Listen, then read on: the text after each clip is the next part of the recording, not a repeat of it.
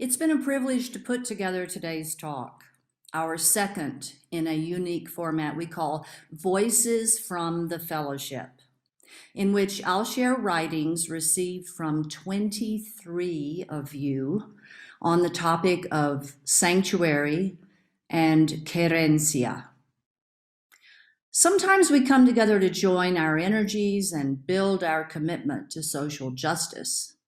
Today, as we begin the American Thanksgiving week, we come together to share some experiences of renewal, sanctuary, and gratitude.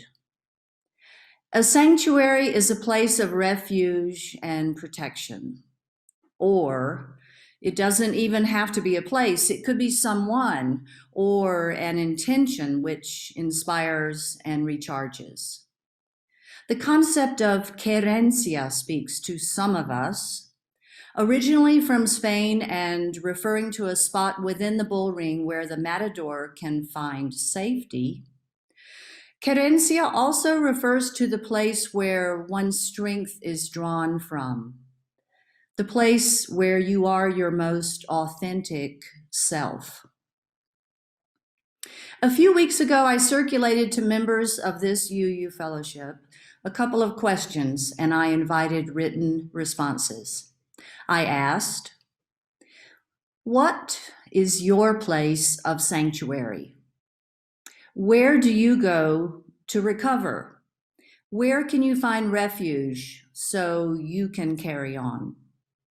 Where do you find querencia? Donna Shoebrooks writes, especially in times of emotional turmoil, it is absolutely necessary for each of us to know a place of sanctuary, a place or idea that can bring us peace of mind, calmness, opportunities for reflection, or a much-needed stillness in our hectic minds. I received writings from Donna and a total of 23 of our members and have woven them into a service tapestry in 3 broad topics. I'll finish this morning with a group of writings I'm calling Sanctuary Through Art and Spiritual Practice. We'll also focus on sanctuary through others. But I'll begin now with writings I'm naming Sanctuary Through Nature and Home, which focus on places and the feelings they permit or evoke. The Sanctuary of Nature and Home. Trish Snyder shares, Dick and I are renewed sitting on the terrace with nature all around us, hummingbirds feeding, parrots in the trees over the arroyo, a view of the mountains, the cats next door sunning themselves and just out of reach of our dog Marquita. Lots of succulents, plants, and edibles growing. It's also the perfect viewing spot for the setting sun reflected in the windows of the homes facing us. From Kimberly Fairbanks. My place of feeling gratitude is at home on my terrace, in the shade, where I can sit and focus on being, not doing. My senses awake to the beauty of sounds of birds, smell of flowers, or nothing but breeze on my skin and so much peace in my heart. My church is here at home, surrounded with nature and the beauty of what we have created in this space we call home. Michael Hertz writes, I don't think any one place is my sanctuary because I've lived in so many places. New York City, Portland, Maine, Halifax, and Paris.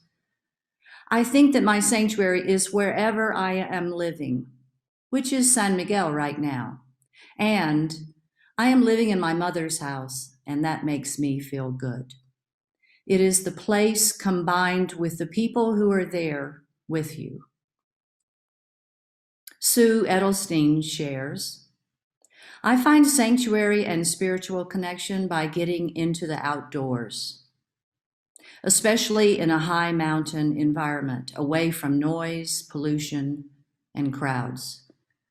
It also works to go to our San Miguel rooftop and embrace the happy sounds of Mexico, like church bells and salsa, along with the kiss of the sun.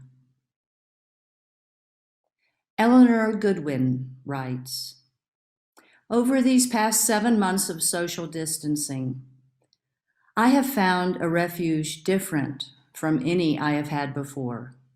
Being mostly self-isolated in my home in San Miguel, I have taken advantage of my patio garden that I can see from 6 rooms. It has beautiful colors, green, pink, yellow, white, orange, and red. From my roof terrace, I have great views of 3 magnificent churches in San Miguel, clear blue skies with playful clouds, and Tuscan-type hills nearby. There is also a wide variety of interesting succulents, each with distinctive shapes, colors, and textures. Sitting there in solitude has provided many opportunities for meditation and reflection.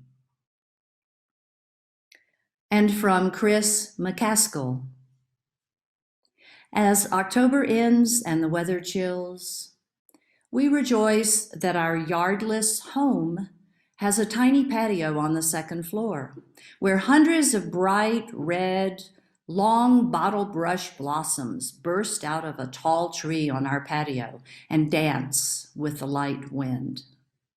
A trio of monarchs, buzzing bees, and hummingbirds cluster around this tree, signaling me to find my own space on the patio couch. As they act out their harvest dances, their role and purpose are clear. I am the outsider here on that couch with my blanket, slippers, journal, and tiny dog under the blanket. My task during this is to bask in my own inter-being with these creatures and to listen, just listen, for the spiritual deity in me to help me chart out my path for today, tomorrow, and however many days lie ahead. Donna Shoebrooks says, for me, nature and brilliant colors help my mind relax, appreciate everything around me, and simply settle down. I could stare at brilliant flowers, endless waterfalls, autumn leaves, bright blue skies, infinite night stars, ocean tides, majestic mountains, romping puppies or a baby's smile, and feel sanctuary, peace of mind, and true joy. We do not have to spend money to find it. Sanctuary is all around us. From Nora Cohen, my physical place of sanctuary is a little creek waterfall, very wild when the water is high in spring and very gentle in summer. It is my place of prayer.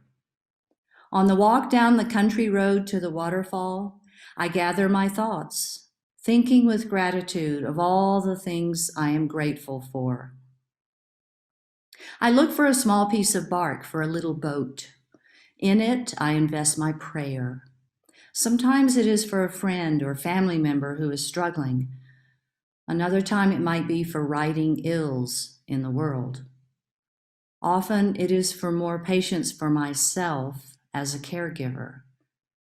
I finger that prayer boat as I approach the water, and I notice the tinkly sounds of water on stone, the beauty of light dancing on the ripples. I cast the boat into the current, hoping it sails downstream and does not get caught in eddies or backwater. This sweet spot is my place of peace. Cornelia Ulrich says that she was recently watching a program about a Benedictine monk in Austria, and he says something which stays with her.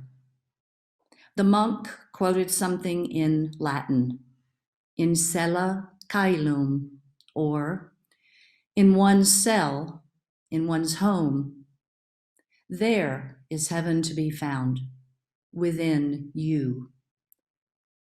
For me, my sanctuary cell is my home, where I feel sheltered, safe, and embraced, and with a view and light I don't get tired of, where I find coziness and inspiration. Margot Johnson shares this writing about her sanctuary. I make a left into the cabin driveway. This is one I've stayed in before. Of course it is. I've stayed in almost every one of them during my 78 years of coming here.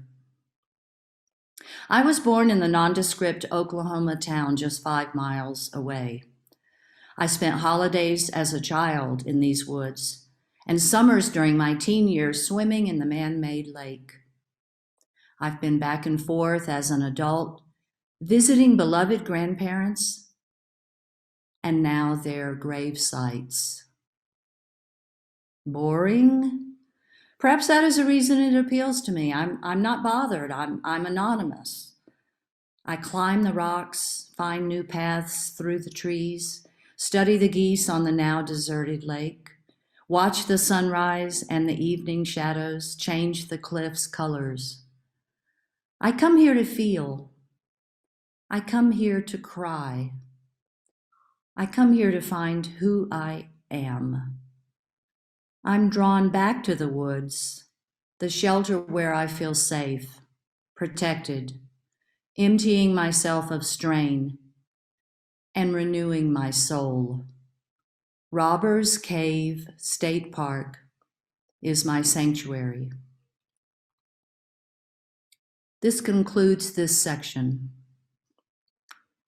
Our upcoming video is a musical prayer with music by Francisco Feliciano, one of the Philippines' most important composers and one of Asia's leading composers in liturgical music.